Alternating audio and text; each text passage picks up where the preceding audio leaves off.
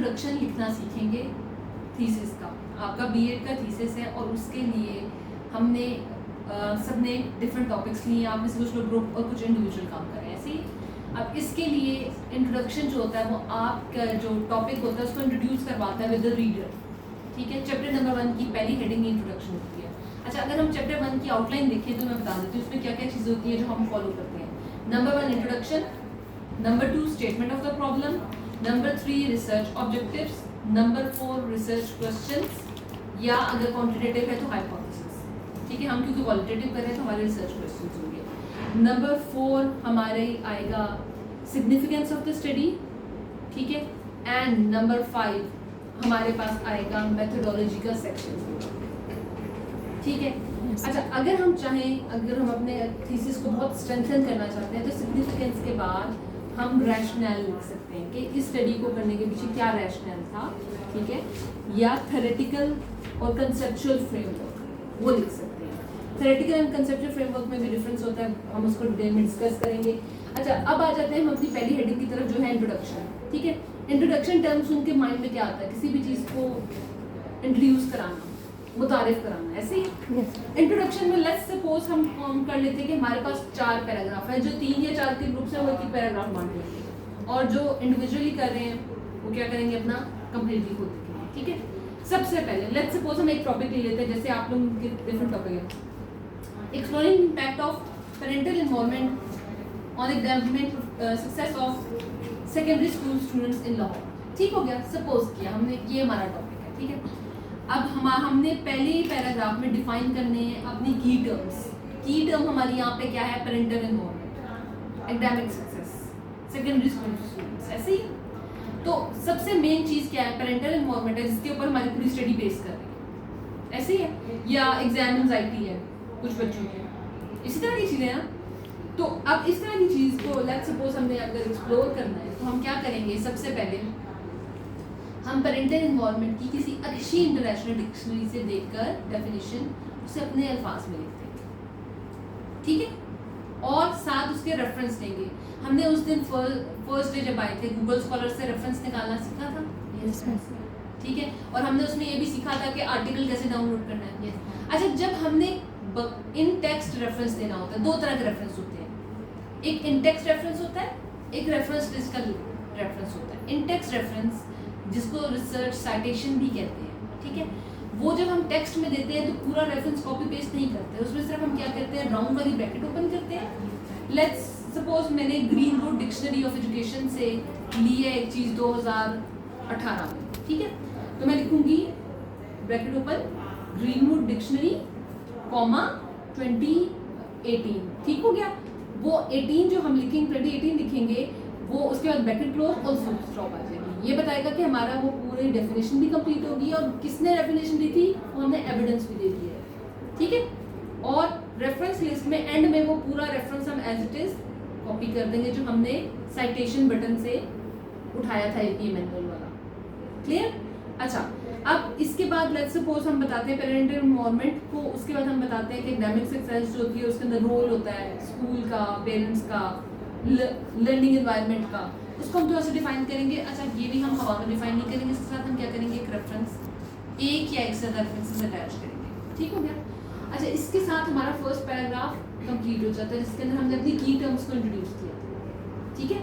की टर्म्स जिसकी जो होंगी, जिसकी टेस्ट एंजाइटी है वो उसको करेगा, जिसकी पेरेंटल इन्वॉल्वमेंट है वो करेगा। इसके अलावा भी हमारे पास कुछ टॉपिक्स हैं जैसे कि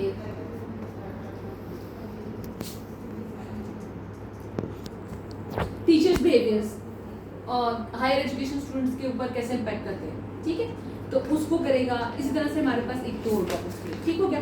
अब हम क्या करेंगे? अगला पैराग्राफ, दुनिया भर में जो स्टडीज इस टॉपिक पे इससे पहले नहीं है। लास्ट क्लास का हमारा एक टास्क था, आई डोंट नो आप लोगों ने किया कि नहीं किया, 10 आर्टिकल्स वाला। यस मैम, ठीक है। अच्छा, अब वो अगर आपने किया है तो आपने क्या करना है? 10 आर्टिकल्स के सबसे पहले खोल के एब्स्ट्रैक्ट पढ़ने हैं। अच्छा, आर्टिकल को साइट करने के लिए कुछ टाइम सेविंग चीज़ें जो मैं आपको सिखाना चाहूँगी। सबसे पहले आपने आर्टिकल का एब्स्ट्रैक्ट पढ़ना है। एब्स्ट्रैक्ट में ये 200 से 250 वर्ड्स का यूजुअली एब्स्ट्रैक्ट होता है, ये कुछ जगहों पे 300 भी अलाउड होता है। तो आपने उसके अंदर पर्पस दिया होता है, उसके अंदर बताया होता है किस लेवल के लोगों से काम किया गया, स्कूल, कॉलेज, यूनिवर्सिटी, कि कौन सा रिसर्च मेथड अडॉप्ट किया हुआ है, क्वालिटेटिव, क्वांटिटेटिव, मिक्स मेथड, ठीक है। फिर क्वालिटेटिव क्वांटिटेटिव के भी आगे मेथड्स होते हैं स्पेसिफिक, ठीक है, जैसे केस स्टडी है या जैसे फिनोमिनोलॉजी है या डिस्क्रिप्टिव स्टडी है, ठीक है। तो वो भी पता चल जाता है, कितने लोगों से डाटा लिया वो भी पता चल जाता है, सैंपल साइज लिखा होता है शुरू में। क्वांटिटेटिव होगा तो बैंक कहेंगे 300, 400, 500, 200, ठीक है। क्वालिटेटिव होगा तो मैंने 5 इंटरव्यू किए, 7 इंटरव्यू किए। अगर टेक्स्ट बुक का एनालिसिस किया है तो बताएंगे कौन कौन से लेवल की किताबों का एनालिसिस किया, ठीक। अच्छा, अब हमने ये सारा कुछ करने के बाद नेक्स्ट जो हमारी चीज़ होती है वो होती है की फाइंडिंग्स। क्या एक्सप्लोर किया, किन से एक्सप्लोर किया, कितनों से एक्सप्लोर किया और मेजर फाइंडिंग्स क्या थी, ये एब्स्ट्रैक्ट में हमें मिल जाता है। जब हम किसी भी स्टडी को कोट करते हैं तो यूजुअली हम ये बताते हैं कि ये फलाने मुल्क में स्टडी हुई, इस लेवल के टीचर्स या स्टूडेंट्स भी हुई, इसकी ये फाइंडिंग्स थी।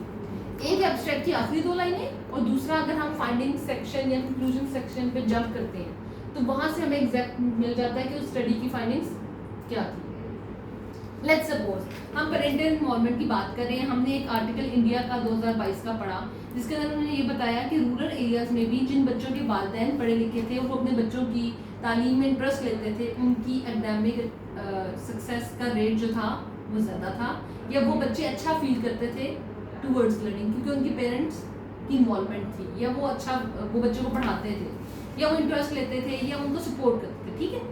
तो हम क्या करेंगे, हम लिखेंगे कि it has been found in various studies conducted around the world as in India in 2021 it was found that the parents who used to take interest in the studies of their children were better in academic success, ठीक है। साथ let's suppose जो writer है उसका round bracket में आ जाएगा, जैसे है ऋतिक रोशन मुझे इनके नाम नहीं आ रहा, तो हम लिखेंगे रोशन साथ शाहरुख खान, ठीक है, कॉमा 2021, ठीक हो गया, और फिर round bracket close, full stop, ठीक है। अच्छा, साथ ही अब हमने एक स्टडी को नहीं बताना, हमने उस पैराग्राफ में 5-7 कम से कम स्टडीज को बताना है। फिर हम बताएंगे कि ऑस्ट्रेलिया में भी इसी तरह से है कि जो पेरेंट्स खुद अपने बच्चों को इन्वॉल्व होकर पढ़ा रहे हैं उनकी अचीवमेंट बेहतर है, ठीक है। इसी तरह अगर किसी स्टडीज में ये मेंशन किया हो कि पेरेंटल इन्वॉल्वमेंट ना होने पर से बच्चे सफ़र करें तो वो भी हम मेंशन करेंगे। अभी हम पूरी दुनिया का प्रोस्पेक्टिव दे रहे हैं, ठीक हो गया। तो उसमें हमारे पास ज़्यादा से ज़्यादा आर्टिकल्स के रेफरेंसेस और उनकी इंफॉर्मेशन होनी चाहिए कि उनकी क्या फाइंडिंग्स है, और फाइंडिंग हमने कैसे निकालनी थी, एब्स्ट्रैक्ट पढ़ना था और कंक्लूजन या फाइंडिंग वाला सेक्शन पढ़ना, ठीक हो गया। अच्छा जी, अब हम आ जाते हैं, इसे कहते हैं स्किमिंग करना, मतलब रेलिवेंट चीज़ों को पढ़ना, ठीक। अच्छा, अब हम आ जाते हैं, ये हमारा पहला पैराग्राफ था डेफिनेशन का, दूसरा था हमारा इंटरनेशनल स्टडीज़ को कोट करने का, थर्ड पैराग्राफ है कि इस टॉपिक से रिलेटेड हमारे मुल्क में अब तक कौन कौन सी स्टडीज़ हुई है, ठीक है। तो वो हम मेंशन करेंगे यहाँ पे पाकिस्तान में इससे पहले ऑलरेडी कौन कौन सी स्टडीज़ हुई हैं जो पेरेंटल इन्वॉल्वमेंट के टॉपिक को एक्सप्लोर करने की कोशिश की है और किस किस कॉन्टेक्स्ट में किया है, ठीक है। फाइनेंशियल कॉन्टेक्स्ट में किया है, पेरेंट अटेंशन के कॉन्टेक्स्ट में किया है, सोशल के किया है, होम एनवायरनमेंट के किया है, किस कॉन्टेक्स्ट में किया है, पेरेंट टीचर इंटरेक्शन की बेस पे किया है, ठीक है। ये सब डिफरेंट कॉन्टेक्स्ट है ना, ठीक हो गया। अच्छा, अब हम उनको मेंशन करेंगे, वो जितनी स्टडीज हमें ज़्यादा से ज़्यादा अच्छी मिलेंगी वो हमें हेल्प आउट करेंगी हमारी स्टडी को स्पेसिफाई करने के लिए कि हम किस टॉपिक को ज़्यादा अटेंशन दें, ठीक हो गया। अच्छा, अब ये भी हो गया। लास्ट पैराग्राफ में बताएंगे what we are going to do. पहले डिफाइन किया, फिर दुनिया में क्या हुआ है, फिर पाकिस्तान में क्या हुआ है, और ओवरऑल नहीं, ओवर पहला तो था डेफिनेशन, फिर ओवरऑल दुनिया, फिर थर्ड में था पाकिस्तान में जितनी हुई studies, what we are going to do, ठीक है। अच्छा, लेट्स सपोज अब हम ले लेते हैं टेस्ट एंजाइटी वाली को, इस हवाले लेते हैं। हम कहते हैं कि जी in this study the researcher wanted to explore how test anxiety impact the academic performance of university students, in particularly the students who are studying in semester system, since semester system is a 4.5 months period of time in which a student has to study, let's suppose 5 or 6 subjects, ऐसे होते हैं ना हमारे course में, इतने तो होते हैं, ठीक है। अच्छा, तो फिर हम ये पूछेंगे कि the researcher wanted to identify the reasons of test anxiety.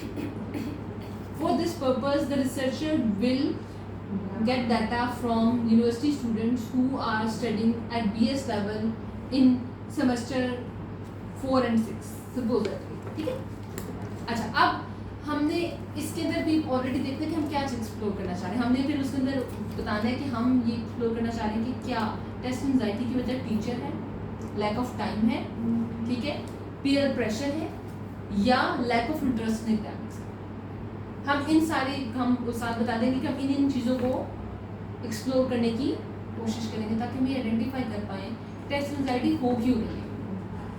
ठीक हो गया, क्लियर है। अच्छा, अब ये इस तरह से हमारा फर्स्ट जो सेक्शन है इंट्रोडक्शन का वो कंप्लीट हो गया। हम इमेजिन करते हैं कि डेफिनेशन का हमारा पैराग्राफ था 100 वर्ड से लेकर 150 वर्ड्स, ठीक है। सेकंड हमारा पैराग्राफ था जिसमें दुनिया भर की हमने एग्जांपल्स दी थी, वो हमारा 250 to 300 कितने होंगे? 150 250 400 यस 400 मैं मिनिमम को काउंट कर, ठीक है। फिर हम पाकिस्तान को कर रहे हैं, पाकिस्तान के अंदर भी लेट्स सपोज हमारे पास ज़्यादा नहीं तो 100 या 150 वर्ड्स आ गए, 500 हो गए। और एंड में आखिरी पैराग्राफ में हमने बताया कि हमने क्या करना है, तो एटलीस्ट हमने 3-4 लाइनों में तो बताना ही है ना। तो 100 वर्ड्स हो गए, तो 602 मैक्सिमम अगर हम जाते हैं तो हमारे पास 800 वर्ड्स का इंट्रोडक्शन होता है, ठीक है। इसके साथ हमारा क्या होगा, हमारा पहला फर्स्ट चैप्टर का पार्ट कंप्लीट। अब जो ग्रुप में काम कर रहे हैं, जो 2 हैं वो आधा ले लें, एक बंदा डेफिनेशन और पूरी दुनिया का ले ले और एक पाकिस्तान और अपनी रिसर्च कर ले, ठीक है। जो 3 हैं और जो 4 हैं उनको मुझे लगता है 7 और भी काम देना चाहिए। मैम हमारे ग्रुप से निशा का मैसेज आया हुआ है। जी मुझे पता है। तो मैम वो रिवर लोगों के साथ सभा अगर सभा हमारे साथ आना चाहे तो आ सकती है मुझे। अगर आना चाहे तो